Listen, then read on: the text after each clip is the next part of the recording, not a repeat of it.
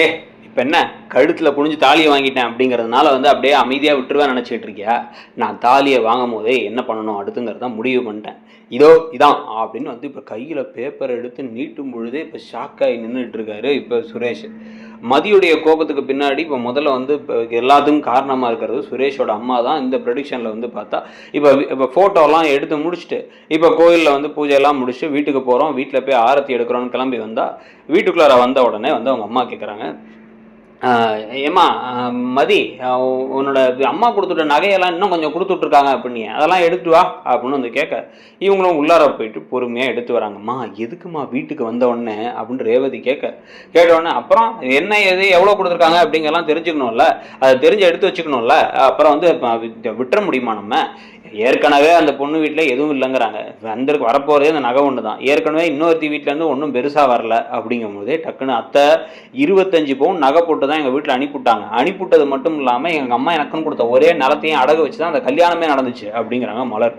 என்னடி சொல்லி காமிக்கிறியா அப்படின்னு இவங்களும் கேட்க உடனே அவர் வேறு ராகவன் வேற வந்து இந்த பாரா பாக்யராஜ் என்ன உன் பொண்டாட்டி சொல்லி காமிச்சிட்டு இருக்காளா, இப்போ என்ன திருப்பி ஏன்னா பணத்தை அந்த நகை இதுக்கான இடத்துக்கான பணத்தை நான் கொடுத்துறவா, இப்போ அதான் உனக்கு வேணுமா அப்படின்னு வந்து பேசும் பொழுதே வந்து பா இல்லைப்பா அப்படி அவன் நினச்சி பேசலப்பா அப்படின்னு சொல்லிட்டு இருக்காங்க.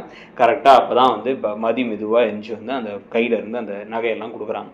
கொடுத்த உடனே வந்து நகையெல்லாம் வாங்கி இது எவ்வளோ இருக்கும் அப்படின்னு கையெல்லாம் அப்படி தட்டி தட்டி தூக்கி பார்த்து உடனே இது என்ன இது இவ்வளோ சன்னமாக இருக்குது, இதெல்லாம் ஒரு செயினா அப்படின்ட்டு மொத்தமாக எல்லாம் பார்த்தா கூட வந்து கழுத்தில் போட்டது கையில் இருக்கிறதுன்னு எல்லாம் பார்த்தாலும் ஒரு 20 பவுன் 23 பவுன் தான் தேரும் போலையே, இதுக்கு மலரே பரவாயில்லங்கிற அளவுக்கு மதியோட நிலமை மோசமாக இருக்கும் போலையே அப்படின்னு வந்து சொன்னோடனே அம்மா என்னம்மா அப்படின்னா இல்லை அவசரமாக வந்து கல்யாணம்னு திடீர்னு நைட்டு வந்து சொல்லிட்டு போயிட்டாங்க, வீட்டில் அந்த நகையெல்லாம் எடுத்து வந்து கொடுத்தாங்க அப்படின்னு வந்து இப்போ மதியம் அமைதியாக சொன்ன உடனே வந்து என்ன அவசரமாக இருந்தாலும் வீட்டிலே மொத்தமே 20 பவுன் தான் இருக்குது அப்படின்னா என்னவோ தெரில, உங்கள் அப்பா சூதானமாகவே பிள்ளைய வளர்க்கல, இப்போ வாழ்க்கையை நடத்தவும் தெரியாது போல் அப்படின்னா இவங்க முறைக்க மட்டும் செய்கிறாங்க.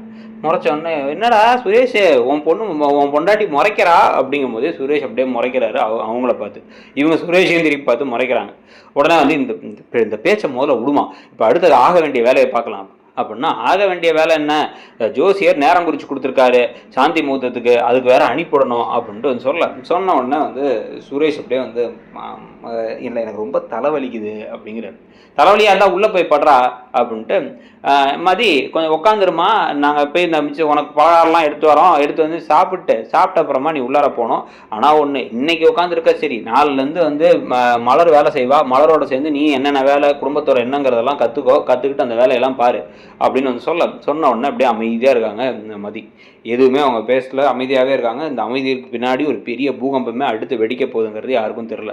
இந்த சமயத்தான் தங்கராஜ் கொஞ்சம் லேட்டாக உள்ளார வர உள்ளே வந்துட்டு இப்போ தான் எல்லாத்தையும் செட்டில் பண்ணி அனுப்பிவிட்டதுக்கப்புறமா இப்போ வந்து இப்போ அவனுங்க இந்த பந்தல்காரனுக்கு மட்டும் வந்து நாளை காலையில் தான் பந்தல் எடுப்பேங்கிறானுங்க, அதை எடுத்துப்பானுங்க மாமா அப்படின்ட்டு உட்காடுறாரு.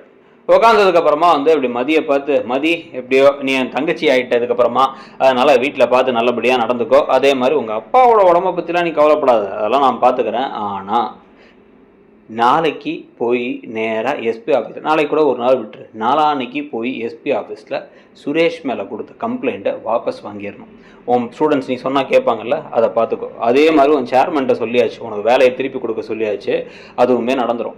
ஆனால் இதுக்கப்புறமா எங்கே எப்படி யார்கிட்ட நடந்துக்கணும் அப்படிங்கிறத யோசிக்கணும். நீ செய்த வேலையால் தான் இன்றைக்கி உனக்கு கல்யாணம் நடந்திருக்கு, அது வந்து வேறு யாராலையும் இல்லை, அதை ஞாபகத்தை வச்சுக்கோ அப்படின்னு கிளம்பி போக அப்படியே வந்து சுட்டரிக்கிற மாதிரி முறைச்சிக்கிட்டு இருக்காங்க இவங்க. இதுக்கப்புறமா தான் வந்து இப்போ மலர்லாம் வந்து மதி நீ இன்னும் ரொம்ப பயப்படாத, அத்தை இப்படிலாம் தான் பேசுவாங்க, கொஞ்சம் துடுக்குத்தனமாக பேசுவாங்க, கொஞ்சம் தேவையில்லாமல் பேசுவாங்க, ஆனால் ரொம்ப கெட்டவங்கெல்லாம் ஒன்றும் கிடையாது, நாங்கள்லாம் இங்கே தான் இருக்கோம், நான் ரேவதியெல்லாம் வந்து உன்னை வந்து சந்தோஷமாக நாங்கள் வந்து பார்த்துக்குறோம் அப்படின்னு சொன்ன உடனே ஆமாம் நீங்களும் எதுவும் பெருசாக யோசிக்காதீங்க, எங்கள் அம்மா அப்படி தான் ஏதாச்சும் பேசும் கண்டுக்காதீங்க அப்படின்னு வந்து இப்போ வந்து ரேவதியும் பேசுகிறாங்க. ஸோ இவங்க எல்லாம் மாற்றி பேசி முடிச்சதுக்கப்புறமா சரி சாந்தி முகூர்த்தத்துக்கு கிளம்பணும், நான் உங்களுக்கு திருப்பி வர கொஞ்சம் மேக்கப் மட்டும் டச்சப் பண்ணி விட்றோம் அப்படின்னு வந்து சொன்ன உடனே வந்து அடுத்து வந்து இவங்க பாக்யராஜோட தங்கச்சி வேறு ஸ்ருதியா அவங்க வேறு கிளம்பி வந்து அவங்களும் வந்து என்ன பண்ணுறாங்க அப்படின்னா வந்து அவங்களும் மேக்கப்லாம் இவங்களுக்கு டச்சப்லாம் பண்ணி விட்றாங்க. இவங்க அமைதியாகவே இருந்த உடனே வந்து சரிம்மா இதான் பால் சம்பு எடுத்து உள்ளார போமா அப்படின்னு வந்து சொன்னதுக்கப்புறமா இவங்க அப்படியே வந்து முறைச்சிக்கிட்டே உள்ளார போகிறாங்க. உள்ளார போன உடனே அவர் அப்படியே உட்காந்துக்கிட்டு காலாட்டிக்கிட்டு இருக்காரு. அப்படியே மதியம் அமைதியாக உள்ளார போகிறாங்க. உள்ளார போயிட்டு வந்து அந்த கதவை அப்படி சாத்துறாங்க. சாத்தினோடனே அப்படியே கெத்தாக அவர் பார்த்துட்டு காலை தூக்கி அவர் அப்படியே கால் மேலே தூக்கி போட்டு அப்படி காலை ஆட்டிகிட்டே இருக்கார். இவங்க காலில் வந்து விழ போகிறாங்க அப்படிங்கிற மாதிரி. இவங்க நேராக வராங்க. வந்த வேகத்தில் அப்படியே கட்டில் உட்காடுறாங்க. அவரை தாண்டி போய் கட்டில் உட்காடுறாங்க. இவர் இப்படி ஷாக் ஆகி பார்க்கும் பொழுதே வந்து டக்க டக்க டக்குன்னு எடுத்து அந்த சொம்பு பால் அப்படியே மடக்கு மடக்கு மடக்கு மடக்கு மடக்குன்னு குடிக்கிறாங்க. குடிச்சு அப்படி இந்த வாய் வழியாக வழிகிற அளவுக்கு குடிச்சிட்டு அப்படி தூக்கி டம்முன்னு இப்படி வச்சுட்டு அப்படின்னு மூச்சு வாங்குறாங்க. மூச்சு வாங்க உடனே வந்து ஏய் என்ன நீ பேசாமல் குடிச்சிக்கிட்டு இருக்க அப்படின்னா, அப்புறம் ஏன் உனக்கு வேணா நீ போய் எடுத்துக்க அப்படிங்கிறாங்க. ஏய் என்ன மரியாதை குறையுது அப்படின்னா, உனக்கு என்னடா மரியாதை, உனக்கு என்ன மரியாதை? ஒரு பொண்ணுக்கு விருப்பம் இல்லைன்னு தெரியும், அதே சமயத்தில் வந்து உனக்கே விருப்பம் இல்லை, இருந்தாலும் பரவாயில்ல, இது வரைக்கும் உனக்கு விருப்பம் இருந்து இன்னொரு பொண்ணுக்கு விருப்பம் இல்லாமல் இருந்து கல்யாணம் பண்ணாலே தப்பு. 2 பேத்துக்குமே விருப்பம் இல்லாமல் இருந்தோம், வீட்டில் சொன்னாங்க கௌரவம் போயிடும் அப்படின்னு வந்து தாலியை கட்டுறேன். தாலியை கட்டிட்டு இல்லை ஃபோட்டோக்கு போஸ்ட் வேறு ஈன்னு இழிச்சிட்டு கொடுத்துக்கிட்டு இருக்க. இதில் நீ எல்லாம் வந்து ஒரு மனுஷனா? நீ போட்டு ஸ்டூடெண்ட் ஒருத்தன் சின்ன பையன், நீ ஒரு பெரிய போலீஸு இடியம் தெரிய மாதிரி இருந்துட்டு அவனை போட்டு அடின்னு போட்டு அவனை அடிக்கிற. அடித்ததுக்கப்புறம் வந்து நீ பண்ணது தப்புன்னு சொன்னால் அதை கேட்கல. ஒரு பொண்ணை அவங்க புருஷன் போட்டு அடித்து உடம்பெல்லாம் வந்து வீங்கி போய் வாயெல்லாம் வீங்கி போய் உட்காந்துருக்காங்க. அவங்களுக்கு ஒரு கம்ப்ளைண்ட் எடுத்துக்கணும், கம்ப்ளைண்ட் எடுத்துக்க முடியாதுங்கிற. எல்லா விஷயத்துலையுமே நீ வந்து எப்படியெல்லாம் நடந்துக்கிட்ட? நீ எல்லாம் ஒரு ஆள், உன்னை வந்து கல்யாணம் பண்ணிப்பாங்களா? இந்த குடும்பம் பெரிய குடும்பம், தங்கராஜ் பெரிய இவன் அப்படின்னு. ஏய் எங்கள் மாமாவை பற்றி என்ன பெரிய மாமா, உனக்கு மாமா, எனக்கு அவன்லாம் வந்து ஒரு கிரிமினல். ஆனால் அதெல்லாம் பற்றி இல்லாமல் கவலைப்படாமல் கல்யாணத்தை பண்ணிட்டல. இப்போ போய் சொல்லு வெளில, என் பொண்டாட்டி இப்படி அவமானப்படுத்துகிற மாதிரி பேசினா, அவள் பேசுறதுலாம் ஒன்றும் சரியில்லை அப்படின்னு சொல்லிட்டு சொல்லு. அப்படி சொல்ல விருப்பம் இல்லையா? இதோ அப்போயே ஏற்கனவே முடிவு பண்ணதான் அப்படின்ட்டு வந்து டக்குன்னு போய் உள்ளேருந்து ஒரு பேக்லேருந்து வேகமாக எடுத்து ஒரு பேப்பர் எடுத்து வைக்கிறாங்க. எப்போ கல்யாணம்னு சொன்னாங்களோ அப்போவே வீட்டிலே வந்து இப்போ பார்த்து தேடி எல்லாத்தையும் வந்து பிரிண்ட் அவுட் எடுத்து வந்துட்டேன். இந்த டிவோர்ஸ் நோட்டீஸில் கையெழுத்து போட்டுரு. நேராக போய் 2 பேரும் ஒரு லாயரை பார்ப்போம். லாயரை பார்த்து கல்யாணத்துக்கு உடனே டிவோர்ஸை கொடுப்போம். உனக்கு எல்லாரும் முன்னாடியும் கல்யாணம் நடந்துருச்சுல்ல, உனக்கு வந்து சந்தோஷம் தானே? உன் குடும்பத்துக்கு வந்து அவமானம் நடக்காமல் நினச்ச நேரத்தில் நினச்ச நாளில் நடந்துருச்சு. அப்புறமா ஒத்து வரல, அதுக்கப்புறம் அவங்க பிரிஞ்சுட்டாங்க அப்படின்னு சொல்லிடலாம். இந்த பேப்பரை இங்கே வைக்கிறேன், நான் அந்த கையெழுத்தை போடுறேன் அப்படின்ட்டு வேகமாக எந்திரிச்சு போய் அவங்க பேசாமல் சட சட சட சடன்னு கையெழுத்தை போடுறாங்க. கையெழுத்தை போட்டு அப்படியே வந்து தூக்கி ஒரு பக்கத்தில் இருந்த ஒரு புக்கை தூக்கி அதுக்கு மேலே வச்சுட்டு காலையில் இல்லை கையெழுத்து போட்டு வச்சதுக்கப்புறமா வந்து நான் இந்த வீட்டை விட்டு கிளம்பி போயிட்டே இருக்கேன். உனக்கு கல்யாணம் நடந்துருச்சு, உன் கௌரவம் கெட்டு போகல, அதே சமயத்தில் நான் கூட சேர்ந்து வாழவும் இல்லை, அதோட முடிச்சுக்கலாம். இதுக்கு தாண்டி நீ எதையாச்சும் வந்து தேவையில்லாமல் வந்து பண்ண, இல்லை என் கிட்டக்க பண்ணி வந்த அப்படின்னு தெரிஞ்சா கூட போலீஸ்காரன் இல்லை வந்து பெரிய இவன் அவன் அப்படின்னு எதையுமே பார்க்க மாட்டேன், அடுத்து என்ன நடக்குங்கிறத நீ பார்ப்ப அப்படின்ட்டு வந்து வேகமாக இவங்க நேராக போய் தள்ளி போய் பெட்லேருந்து டக்குன்னு உள்ளார போயிட்டு அவங்க பேசாமல் அவங்க ஒரு போர்வை எடுத்து அப்படியே போது தூங்கிடுறாங்க. இவர் ஷாக் ஆகி அந்த டிவோர்ஸ் பேப்பரையும் இவங்களையும் மாற்றி பார்த்து நைட்டெல்லாம் தூங்காமல் திருதுன்னு முழிச்சிட்டு இருக்காரு. இப்போ என்ன முடிவெடுக்க போறாரு அப்படிங்கிற மாதிரி கதை போச்சுன்னா, அந்த ப்ரெடிக்ஷனை பற்றி உங்களுடைய கருத்து என்ன அப்படிங்கிறதையும் சொல்லுங்கள்.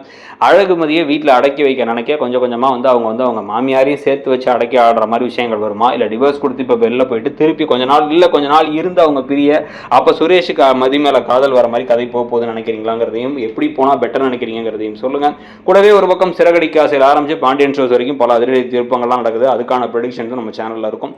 நம்ம சேனலில் ஒரு வேளை நீங்கள் என்ன சப்ஸ்கிரைப் பண்ணலை அப்படின்னா இடம்பொருள் சேனலை சப்ஸ்கிரைப் பண்ணி அந்த பெல் ஐக்கானையும் கிளிக் பண்ணிக்கோங்க. தேங்க்யூ.